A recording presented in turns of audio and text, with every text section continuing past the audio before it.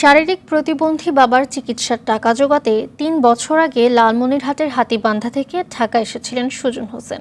এদিকে জীবিকার তাগিদে ঢাকায় এসে মোবাইল ফোনের দোকানে কাজ নেন লালমনিরহাটের আদিতমারি উপজেলার মেরাজ।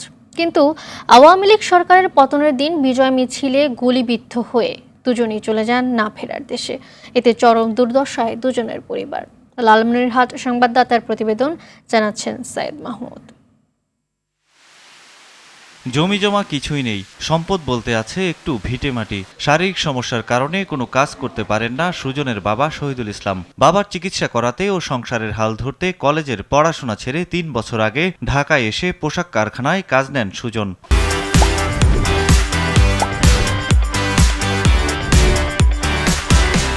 এর মধ্যে শিক্ষার্থী হত্যার প্রতিবাদে সরব হন বৈষম্য বিরোধী আন্দোলনে। কিন্তু সরকার পতনের দিন আশুলিয়ার বিজয় মিছিলে অংশ নিয়ে গুলিবিদ্ধ হয়ে প্রাণ যায় তার।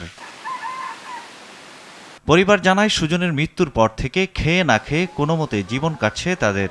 ঋণ দেওয়া কতগুলি আছে বললে মা কোনো চিন্তা যন্ত্রণা করবেন না, তোমার আমি খুবই সুখ করে দেব।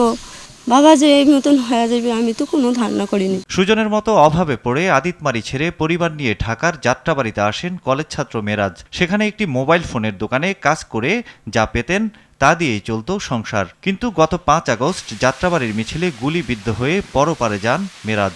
এরপর থেকে পরিবারের দিন কাটছে অভাব অনটনে। আমরা তো মুখ খালি করে দিয়েছে মায়ের আমার। আমরা তো খদিব, আমি কিভাবে আমরা বাঁচবো আমি সেটাই আমি ভাবতেছি। আমার তো কোনো বাঁচার কোনো উপায় নেই।